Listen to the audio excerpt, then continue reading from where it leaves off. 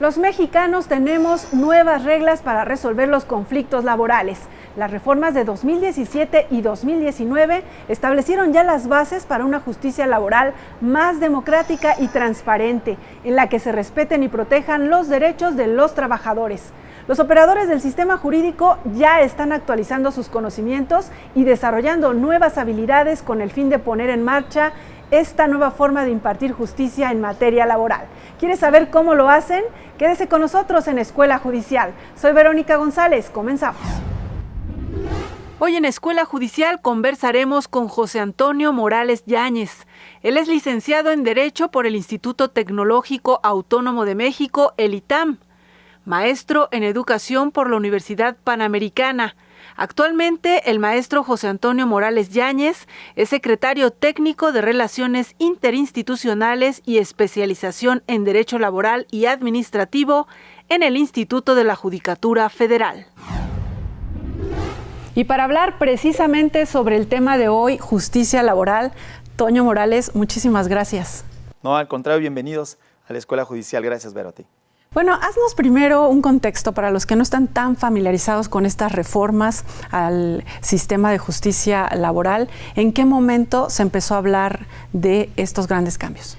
Es muy importante, Vero, que todos sepamos que el tema de la modificación o el propósito de reformar a las leyes laborales no es una cuestión novedosa, es decir, no es una cuestión de un año, de 2 años. Estamos hablando de aproximadamente 15 años de interés por inclusive distintos gobiernos. Comenzamos desde Salinas de Gortari, este propósito o interés por hacer cambios a la Ley Federal del Trabajo y otras disposiciones reglamentarias con la finalidad de ajustar justamente todos los nuevos mecanismos, formas que existen de relacionarse entre los trabajadores y los patrones. Entonces, la reforma viene de una tradición de cambios que desembocan inclusive en un primer intento en la reforma del 2012, reforma que pues para algunos es hasta inacabada, ¿no? Entonces, por todos los movimientos sociales, económicos, políticos, claro, pero además no solo nacionales, es decir, sí hubo una serie de cuestiones que inciden en la reforma al final, pero también hay cuestiones internacionales que empujaron un poco al tema reformario, compromisos que tiene ya asumido México como parte de la Organización Internacional del Trabajo. Entonces, hablar de la reforma en materia de justicia laboral es un tema no entendido como novedoso. Lo novedoso es toda la estructura y los cambios que se incorporan a la misma, ¿cierto? Entonces, pues todo este interés en el que el procedimiento de reforma a la justicia laboral se diera, pues desemboca en la llamada reforma constitucional del pasado 24 de febrero del 2017. Ahí es donde se establecen grandes cambios, exactamente, ¿no? ¿Cuáles son los principales? Pues mira, ante esta pregunta yo diría que hay 3 grandes ejes temáticos de cambio en la reforma constitucional. El primero tiene que ver obviamente con el cambio en la administración de justicia laboral. ¿Qué significa esto? Significa que nuestro país se adapta al modelo de judicialización de los procedimientos laborales y en ese sentido hay un tránsito de la justicia laboral en el seno de las juntas de conciliación y arbitraje federal y local a los poderes judiciales federal y locales. ¿Qué significa esto? Significa que ahora todas las controversias entre empleadores y trabajadores serán resueltas por los poderes judiciales federal y locales. Ese es un gran primer eje temático. El segundo eje temático tiene que ver con la inclusión de un modelo novedoso que le presenta hoy en día al justiciable la oportunidad de resolver sus controversias, pero no en el seno judicial, ¿cierto? Y entonces se establece a la conciliación prejudicial como una fase en la que los justiciales van a tener la oportunidad de resolver sus controversias, pero en un sistema multipuertas. Esto es muy importante porque en el tema del acceso a la justicia y en el tema del derecho humano al acceso a la justicia, el Estado le tiene que proporcionar a todos y cada uno de sus habitantes la oportunidad de resolver sus controversias en un sistema multipuertas, no solo pensando en la jurisdiccionalidad, digamos, ¿no? Entonces, no tienen que llegar forzosamente. Forzosamente a tribunales. Entonces, se establece este nuevo bloque como fase prejudicial de conciliación, en la que en el modelo de reforma pues establecen nuevos procedimientos, una nueva autoridad, nuevos estándares de acceso a la justicia, lo cual adelanta al propósito de darle acceso a la resolución de las controversias a los propios justiciables.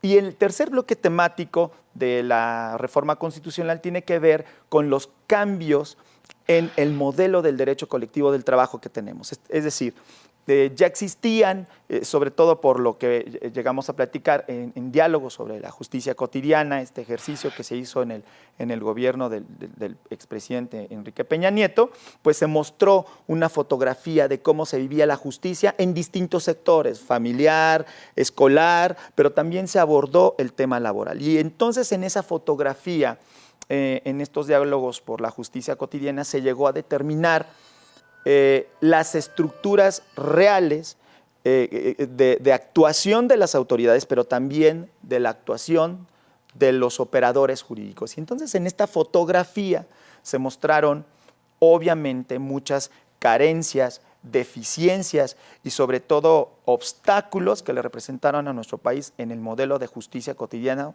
frente al tema laboral. Entonces, uno de estos temas fue justamente cuestiones vinculadas con el derecho colectivo. ¿Por qué? Porque se mostró que no había, y si había era muy escasa, participación por parte de los trabajadores, exactamente. Entonces, en este tercer eje temático de la reforma, lo que se incluyó fueron principios y valores fundamentales que enaltecieron y fortalecieron a la libertad de sindicación, a la libertad sindical, a la representatividad legítima de los trabajadores al seno de sus propios sindicatos y finalmente al reconocimiento efectivo de la negociación colectiva.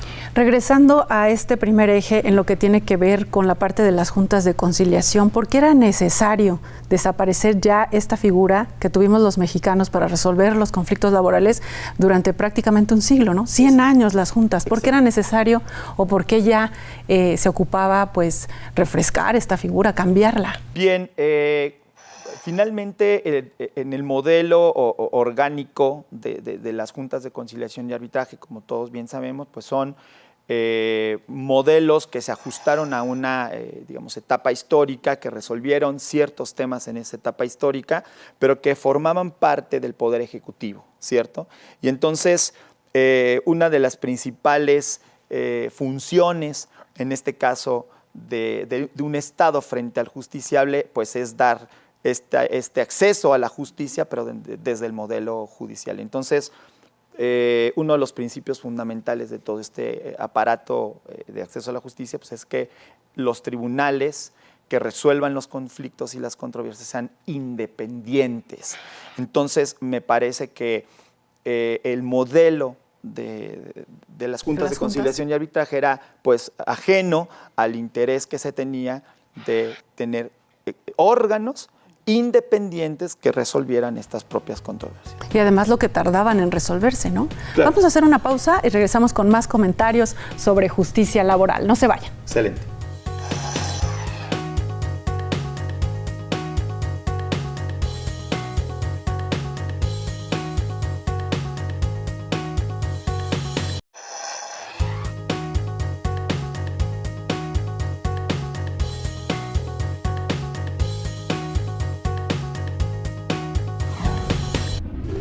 Ya estamos de regreso conversando sobre justicia laboral, capacitación y actualización aquí en el Instituto de la Judicatura Federal. Pero antes de entrar a ese tema, maestro Morales, platícanos, después de que se da esta reforma constitucional, ¿cómo se aterriza todo este cambio ya en las leyes secundarias? Bien, pues como bien es sabido, este movimiento pudo haberse pensado que tardara un poco, pero la verdad es que por todos los compromisos que tendrían que gestarse o que tendrían que hacerse para que esto se hiciera realidad, pues creo que obedecían a esta dilación.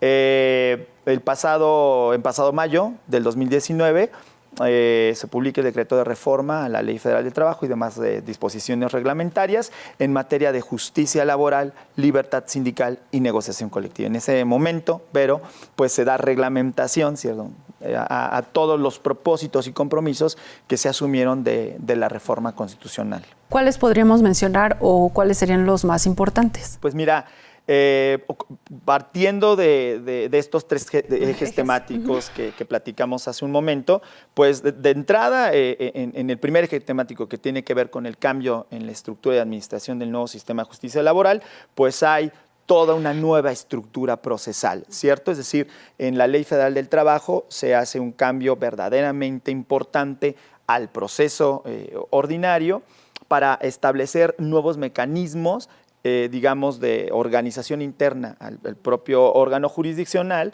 de cómo se van a resolver los asuntos. Hay nuevas fases, hay nuevas audiencias, el papel del juez, y la oralidad, la oralidad, el papel del juez como protagónico en este proceso, la nueva estructura del secretario de instrucción, en fin. Entonces, es totalmente otro proceso.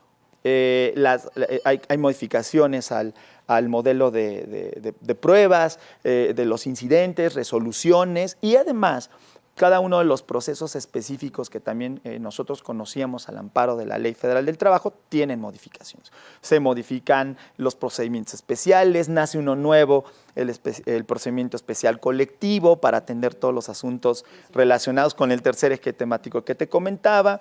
Hay cambios en el procedimiento colectivo naturaleza económica, en fin, ¿no? Entonces, el procedimiento de ejecución también sufre algunas modificaciones y obviamente se tiene que ajustar de manera integral a toda la norma para que se tenga perfecta correlación con el texto constitucional. Y en el segundo eje temático que tiene que ver con la conciliación, evidentemente, la Ley Federal del Trabajo se modifica para incorporar todo lo relacionado con el procedimiento conciliatorio, todo lo relacionado, es todo nuevo, claro, todo lo relacionado con las autoridades que se van a encargar de esta función conciliatoria, porque si bien es cierto, desde el texto constitucional se señalaba que iba a haber un órgano descentralizado en materia federal que se iba a encargar de esta función federal, también estaban ya enunciados en la Constitución los centros de conciliación locales, ¿cierto? Entonces, la Ley Federal del Trabajo establece los parámetros para el funcionamiento y la organización de estas propias autoridades. Ahora, ya a la luz de la Ley Federal del Trabajo, sabemos que este órgano descentralizado federal se llama Centro Federal de Conciliación y Registro Laboral, que además va a tener el encargo no solo de llevar la función conciliatoria federal, sino la función registral. Otro gran cambio a todo el tema colectivo que te comentaba de este tercer eje temático, se hacía antes, ¿cierto?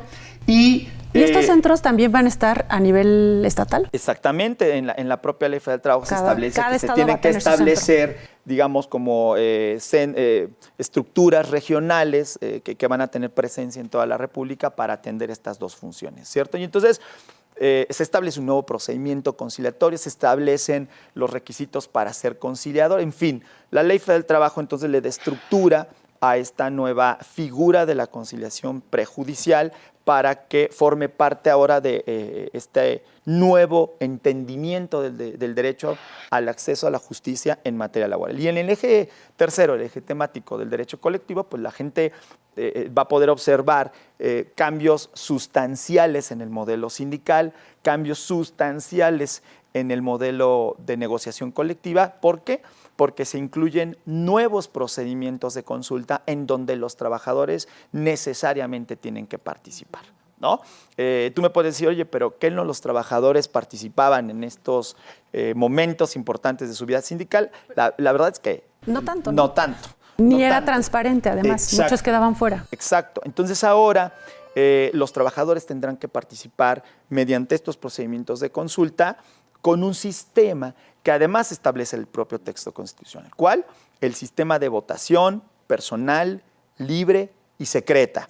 Ahora la Ley Federal del Trabajo establece que será de manera directa. Con ello se garantiza, se da certeza de que efectivamente estén participando. Y además en cuestiones que les son relevantes para su vida sindical. Por ejemplo, la elección de los representantes sindicales, la elección de los sindicatos que los van a representar ante todos, el patrón, autoridades, para la legitimación de los contratos colectivos de trabajo iniciales, para la legitimación de los contratos colectivos. ¿Va a ser todo más transparente? Sí, y fíjate que un profesor que admiro mucho de acá del Poder Judicial de la Federación, magistrado federal, nos comentaba en una plática que con esta transformación en la norma se le va a situar al trabajador, digamos, hay como un reposicionamiento del trabajador, haciéndolo participar en lo que es importante para él. Y entonces, como que su ser sujeto del derecho colectivo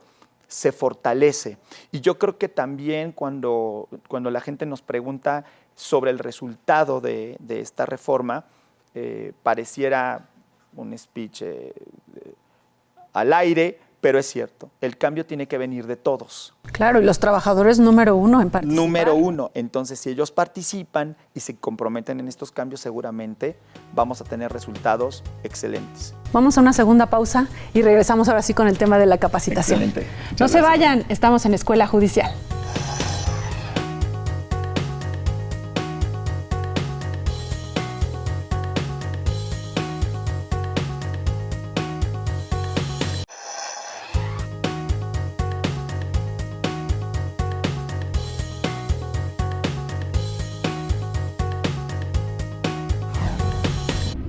Ya estamos en la parte final del programa de hoy conversando sobre justicia laboral y en el tema de la capacitación.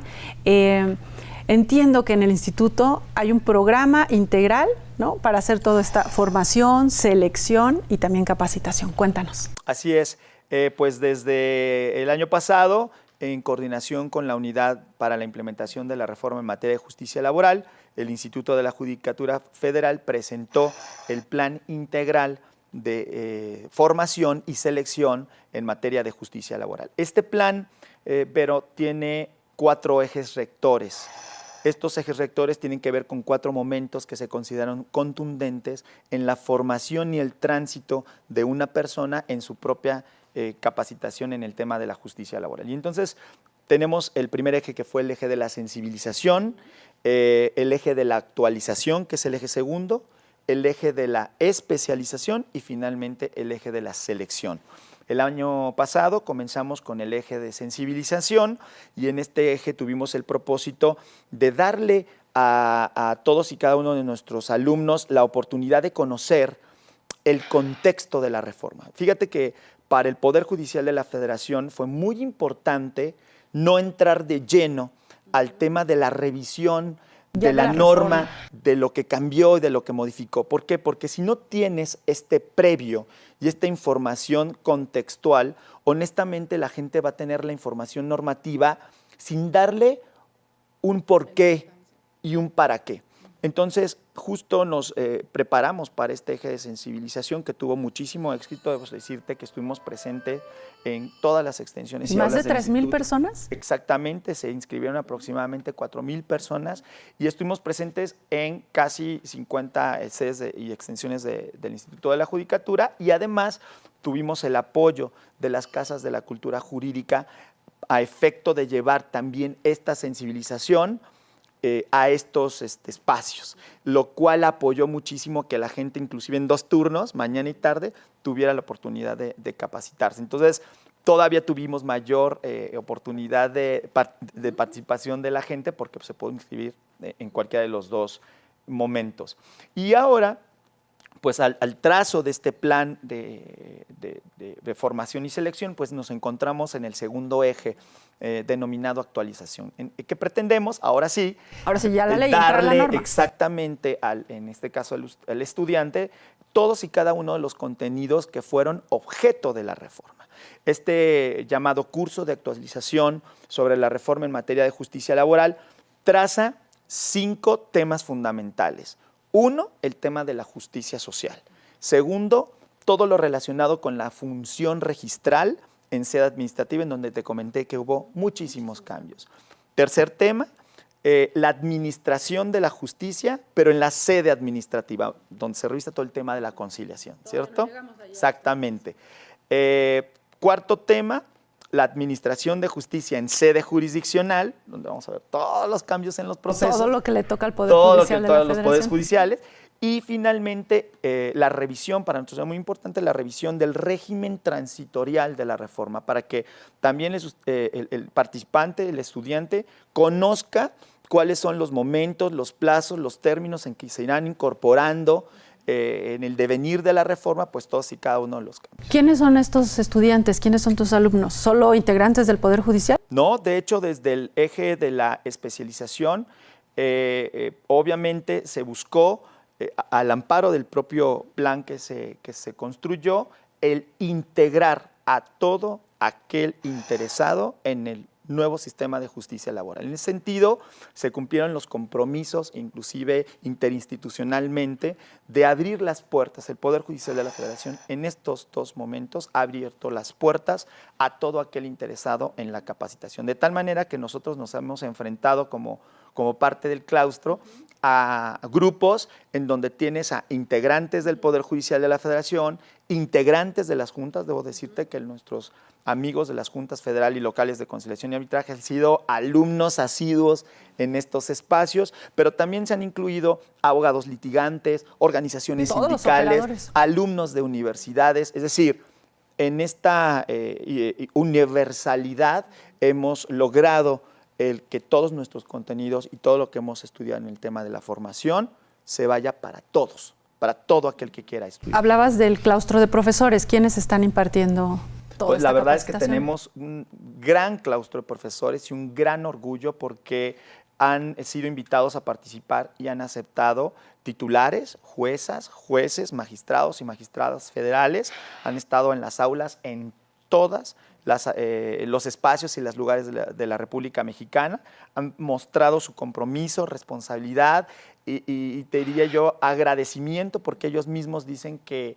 agradecen al mismo Poder Judicial de la Federación mediante este ejercicio docente todo lo que el Poder Judicial les ha dado. Entonces, tenemos a titulares expertos, pero también tenemos la oportunidad de contar con profesores externos, abogados, litigantes, académicos. Eso enriquece mucho, exactamente, ¿no? Enriquece, complementa toda la estructura de formación y hace que en una sesión, que en un grupo haya esta intercambio vorágine de ideas, que esto es propicio para que la formación sea justamente integral, no sesgada, no limitada. ¿Cierto? Se nos acaba el tiempo, maestro, pero ¿hacia dónde vamos? ¿Hacia dónde va la Escuela Judicial en este tema de la justicia laboral? Pues seguimos trabajando en el cumplimiento del plan y ahora nos encontramos ya por terminar del trazo del tercer eje de especialización que comenzaría en el próximo mes de marzo del 2020. Se nos acabó el tiempo, maestro José Antonio Morales. Muchas gracias por estar con nosotros. No, pues muchísimas gracias por la invitación y si me lo permites, pues invito a todas y a todas a sumarse a esta comunidad académica del Instituto de la Judicatura Federal, revisando nuestra página de internet, porque van a encontrar un abanico de oportunidades de capacitación, no solo en materia de justicia laboral, en otros temas que puedan ser de su interés, para que fortalezcan sus conocimientos, habilidades, destrezas y actitudes personales y siempre sean mejor. Bien, pues muchísimas gracias. Antes de irnos, los invito a ver un testimonio que nos acerca al mundo de la cultura y el arte y después los invitamos como siempre a que se queden en la señal de Justicia TV.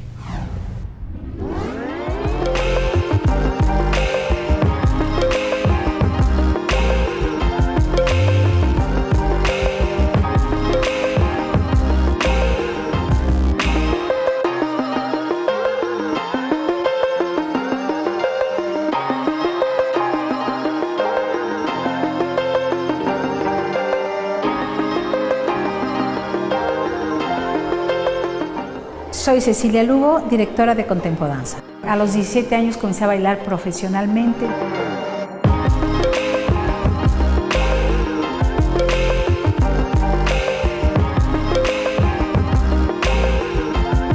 La danza se expresa a través del cuerpo con cualquier estímulo. Nos hemos caído y nos hemos levantado porque así es la vida. La cosa es no darle demasiada importancia a las caídas, darle mayor importancia a las levantadas. El arte, y la danza en particular, te transforma cuando te toca el corazón. Acercar a los niños a la danza, a la música, al teatro, a la poesía, eso ayuda al niño, al joven, al ser humano acercarse a sí mismo. Y ahí está la transformación, cuando escuchas tu propia voz, que el niño se exprese sin ningún prejuicio. Eso le da poder y eso lo transforma. Por eso es que si el arte ayuda a transformar a la sociedad es porque te conmueve.